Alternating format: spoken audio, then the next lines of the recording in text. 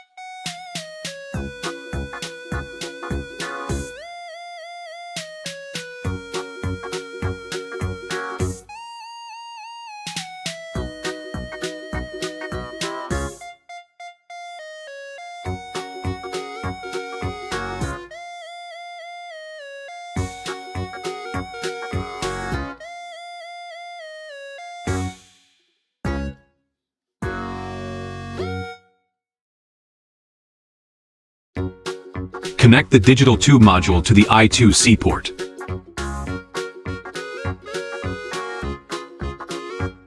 Connect the traffic light module to the RGB port. Connect the infrared obstacle avoidance module to port 32.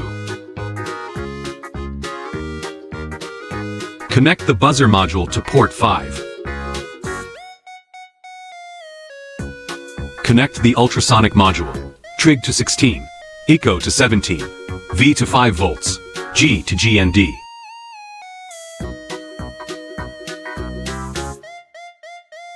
Connect the button module to port 36.